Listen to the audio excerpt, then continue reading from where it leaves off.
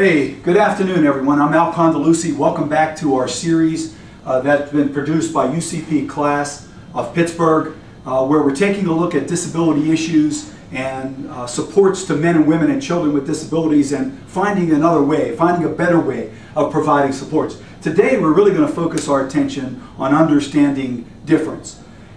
Historically, people with disabilities have been seen from their difference, with the labeling, the identification of what's perceived to be wrong with folks. We at UCP class really believe that that's an erroneous start. That's a bad start in focusing on what's wrong with somebody.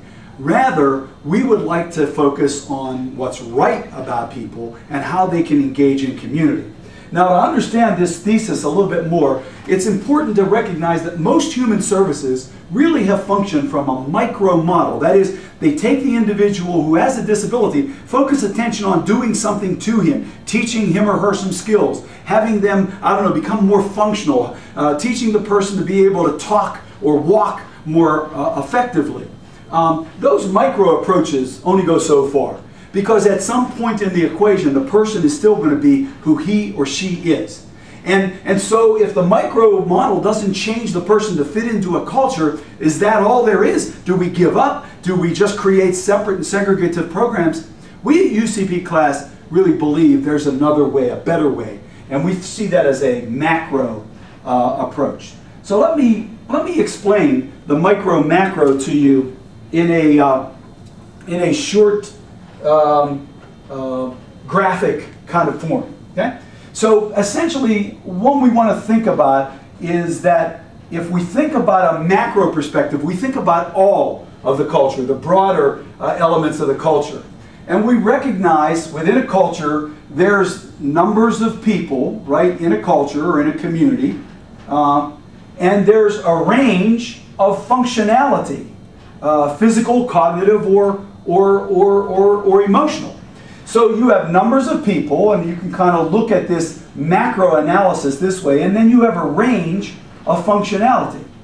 So what typically happens, we could take an issue like cognition, the ability for somebody to intellectually interpret something. And we could literally look at the range in any culture over the number of people, and if we went out and we looked at how people function intellectually, we would find what sociologists call a bell curve. Now this bell curve is literally a distribution. The most amount of people fall in the middle of the range.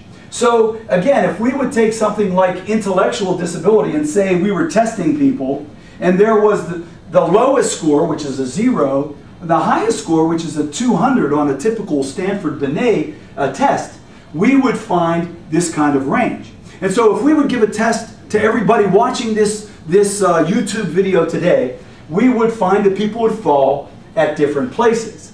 Now, what really makes this interesting to us at UCP class, and we think manageable, is that community creates benchmarks like this.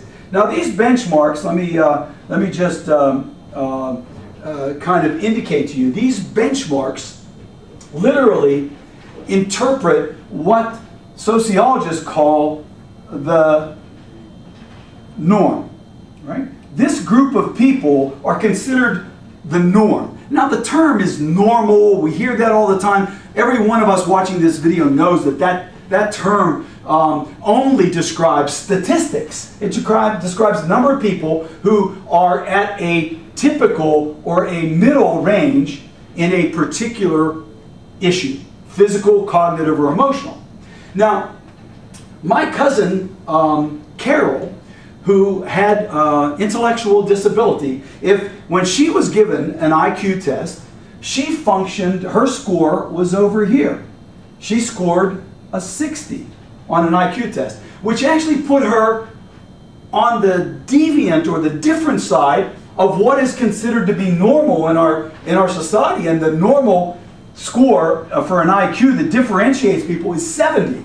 70 is a differentiating factor between people who are considered to be typical and someone who's considered to have an intellectual disability. So my cousin functioned over here. Now, programs and services they want to try to get people included into the community, right? So what we want to do is we want to get Carol from here to here. Right? We want to get her in the mainstream, included in the bosom of community. Right? Now, the micro approach essentially focuses its attention on Carol. So it tries to do something to, for, with Carol. This is what also happens in rehabilitation. When a person you're focusing on, they can't move their arm, or they need speech therapy, or whatever, you're focusing on the person. Now the micro approach only goes so far. The micro approach only does so much. And once you've done everything you can, and the person still hasn't moved into the norm, is that all there is? Do we literally just segregate and create a separate world for the person with the disability? We at UCP Class say no. We really think that there's another way, there's a better way. That is, going back to this particular illustration, is to consider a macro approach, and the macro approach is essentially when we identify the person who might be over here, right? And rather than to move the person, what we want to do is we want to move the lines. We want to move the lines out. We want to create a bigger norm. We want to create a bigger tent for all people so that folks won't be devalued and won't be considered to be marginal.